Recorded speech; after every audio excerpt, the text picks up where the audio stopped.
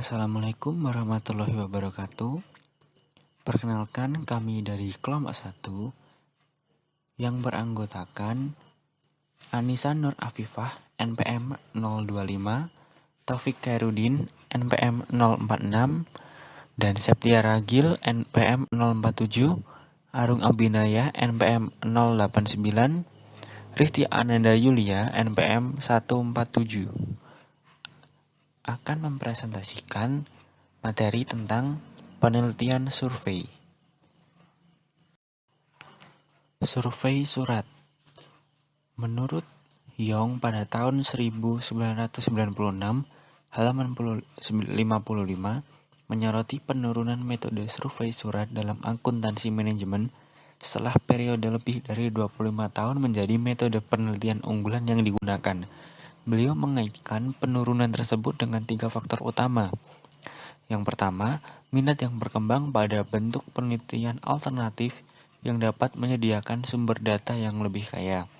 Yang kedua, meningkatkan kesulitan memiliki studi survei surat yang diterbitkan dalam jurnal-jurnal utama yang direferensikan. Yang ketiga, keraguan tentang kegunaan penelitian survei dalam akuntansi karena telah gagal menghasilkan pengetahuan yang kohensif tentang praktik akuntansi dan pengendalian meskipun 25 tahun mencoba melakukannya. Analisis Young tentang studi survei surat yang diterbitkan dalam jurnal-jurnal besar, Accounting Review, Accounting Organization and Society, Journal of Management Accounting Research and Behavioral Research in Accounting, selama periode 1985 sampai 94 mengidentifikasi sejumlah kesulitan umum. Yang pertama, populasi sasaran rendah, rata-rata hanya 207. Yang kedua, jumlah responden yang rendah, rata-rata hanya 146. Yang ketiga, beberapa penelitian yang menggunakan prosedur tindak lanjut untuk meningkatkan ukuran sampel. Yang keempat, tidak adanya analisis non-respon. Yang kelima, tidak adanya studi yang menggunakan ukuran subjektif dan objektif dari pertunjukan. Yang keenam, tidak adanya penggunaan prosedur sampling. Yang ketujuh, kegagalan untuk mengumpulkan data faktual dan psikologis dalam studi yang sama, sehingga tidak mungkin untuk menghubungkan praktik dengan variabel perilaku. Yang berikutnya ada Young tahun 1996 yang mengidentifikasi 7 peluang peningkatan. Yang pertama, ada program penelitian untuk membangun kerangka kerja penelitian. Yang kedua, ada metode pengambil sampel yang mengarah ke pengujian teori yang lebih kuat. Yang ketiga, ada penggunaan metode tipe Dillman untuk mencari ukuran sampel yang lebih besar. Yang keempat, ada mengatasi masalah bias non-response.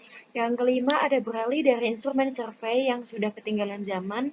Yang keenam, ada pengembangan survei atas dasar peningkatan pengetahuan organisasi, dan yang ketujuh ada beralih dari ukuran subjektif yang dilaporkan sendiri ke evaluasi yang lebih objektif. Yang berikutnya ada masalah desain dan perencanaan. Sejumlah pertanyaan mendasar perlu dijawab pada tahap desain. Yang pertama, ada survei macam apa yang sedang kita pikirkan. Yang kedua, ada responden macam apa yang kita targetkan. Yang ketiga, ada pertanyaan apa yang kita ingin jawabkan. Yang keempat, ada kategori respons, apa yang kita renungkan. Yang kelima, ada urutan pertanyaan apa yang harus kita kejar. Yang keenam, ada bagaimana tata letak instrumen survei. Yang ketujuh, ada bagaimana kita memilih sampel. Yang berikutnya ada uji percobaan. Uji coba instrumen survei yang ekstensif sangat penting untuk menunjukkan bahwa instrumen tersebut mampu menghasilkan tanggapan yang diperlukan dari audiens sasaran. Dan kedua, ada isu penting akan muncul pada tahapan ini antara lain. Yang pertama, ada pertanyaan yang harus jelas, sederhana, dan mudah dipahami. Yang kedua, ada pertanyaan dan surat pengantar harus ditujukan pada sudut pandang responden, sehingga jelas dan relevan dengan hayalat sasaran. Yang ketiga, ada pemilihan kata yang harus hati-hati, dihindari bahasa gaul, singkatan, dan istilah ambigu. Yang kelima, tidak boleh ada pertanyaan beralasan ganda, karena jika lebih dari satu jawaban tampaknya dicari, kebingungan akan terjadi. Yang keenam, ada negatif ganda yang harus dihindari karena akan sering disalahpahami. Yang ketujuh, ada pergantian kata harus digunakan untuk mencegah responden dari mencentang kotak sebelah kanan tanpa berpikir. Yang ke-8 ada responden harus memiliki pengetahuan dan keterampilan untuk membekali mereka dalam menjawab pertanyaan. Yang ke-9 adalah pertanyaan-pertanyaan yang tidak mampu menghasilkan jawaban yang dapat diandalkan harus dihilangkan. Yang ke-10 adanya perhatian terhadap waktu yang diambil oleh responden percontohan dalam menyelesaikan survei. Pengumpulan data.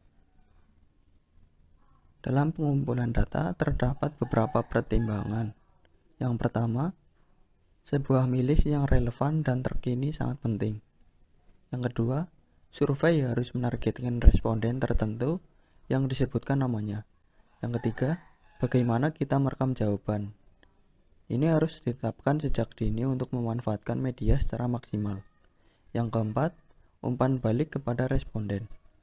Yang kelima, organisasi, yaitu kita harus menyadari pengkodean yang diperlukan untuk jawaban tertutup dan juga dari metode analisis yang akan digunakan.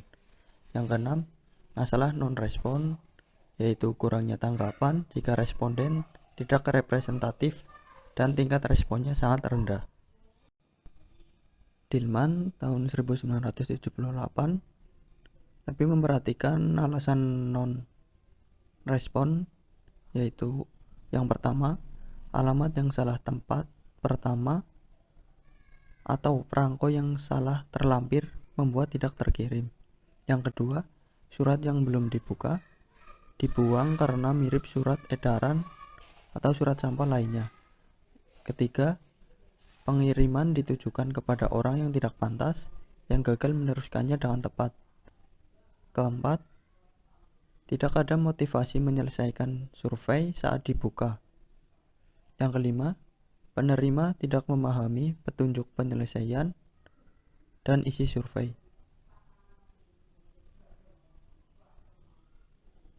Dillman memastikan instrumen tersebut benar, mencapai orang yang tepat, dan insentif penyelesaian, yaitu hadiah atau imbalan uang disediakan. Dia melembagakan tingkat lanjut yang terperinci. Yang pertama, 1 minggu setelah survei awal dengan kartu pos pengingat, yaitu pengingat pertama harus dikirim setelah 3 hari setelah pengiriman asli. Yang kedua, 3 minggu setelah pengiriman awal surat pengantar dan kuesioner baru. Yang ketiga, 7 minggu setelah pengiriman pertama, surat pengantar ketiga, dan kuesioner. Kesalahan pengukuran. Yang pertama yaitu penggunaan kategori skala jawaban sebanyak mungkin. Yang kedua, opsi tidak tahu jika sesuai. Yang ketiga, menjaga item yang dikelompokkan bersama. Yang keempat, penggunaan pertanyaan skala komparatif jika memungkinkan. Yang kelima, penggunaan skala penilaian linear dengan kategori ekstrim yang diberi label. Yang terakhir yaitu memposisikan pertanyaan mudah dan kurang penting di awal dan di akhir kuesioner. Ukuran keandalan. 1. Banyak konstruk mewakili konsep kompleks dan kompleksitas ini lebih baik ditangani dengan mengajukan lebih dari satu pertanyaan. Yang kedua, sejumlah item terkait meningkatkan validitas karena kemungkinan pertanyaan individu dapat disalahartikan atau berisi pembalikan kata yang terlewat. Untuk metode dalam mengukur keandalan itu menggunakan uji ulang koefisien keandalan, di mana instrumen sama diselesaikan 2 kali oleh satu kelompok individu dalam periode singkat. Uji koefisien keandalan itu dibagi menjadi 2, koefisien keandalan split half dan koefisien Alpha-Cronbach. Untuk koefisien keandalan split half itu, instrumen diselesaikan satu kelompok dan korelasi diukur antara dua bagian instrumen, antara pertama dan terakhir menguji efek kelelahan. Untuk koefisien Alpha-Cronbach itu, ukuran paling banyak digunakan terutama untuk instrumen yang baru dikembangkan dan mengatasi masalah pemisahan, meskipun nilainya bergantung pada jumlah item atau N. Kepekaan N harus dievaluasi untuk menunjukkan keandalan. Rumusnya itu N dikali R dibagi 1 plus N1 dikali pangkat 1 min dikali R min, di mana R min akan dihitung dari rata-rata koefisien korelasi, di mana menghitungnya itu menggunakan N faktor dibagi NY2 faktor dikali 2 faktor. Metode wawancara. Metode wawancara itu dibagi menjadi 3, wawancara terstruktur, wawancara semi terstruktur, dan wawancara tidak terstruktur. Wawancara terstruktur adalah format yang paling mirip kuesioner surat yang diisi sendiri. Peluang bias wawancara dibatasi dengan mencari konteks umum, yaitu pertanyaan yang sama dalam urutan yang sama, dengan syarat dan petunjuk yang sama diizinkan, dan semua kerangka pertanyaan tertutup yang spesifik. Untuk yang kedua itu wawancara semi terstruktur, yaitu format yang memungkinkan pertanyaan diajukan tetapi tidak dalam urutan pasti. Pertanyaan tambahan dapat diajukan sesuai keinginan pewawancara. Dan yang ketiga, wawancara tidak terstruktur, yaitu format yang dimulai dengan serangkaian topik diskusi, bukan pertanyaan spesifik untuk ditanyakan. Ini dapat menjadi percakapan terarah dengan pewawancara mengadopsi pendekatan bebas roda. Beberapa bidang yang menjadi perhatian mungkin muncul yang dapat menyebabkan hasil dari proses wawancara dipertanyakan. Ada 5, yaitu 1. Pertanyaan dengan kata-kata yang buruk dapat menyebabkan kebingungan atau kesalahpahaman di antara orang yang diwawancarai.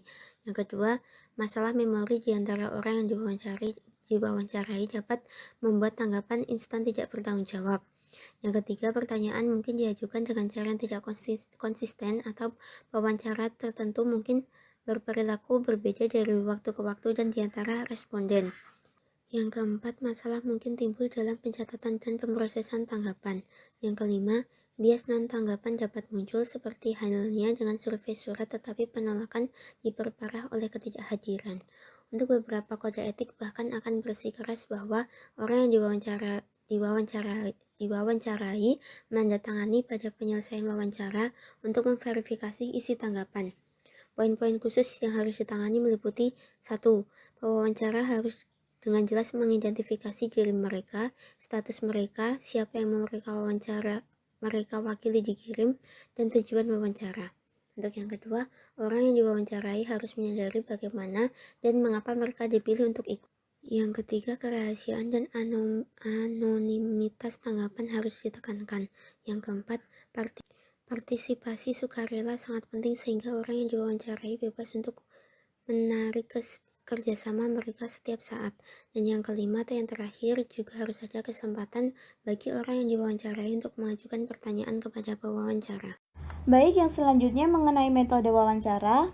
Dalam survei yang dirancang dengan baik, itu memungkinkan hubungan antara variabel-variabel yang menarik untuk dipelajari secara lebih ketat.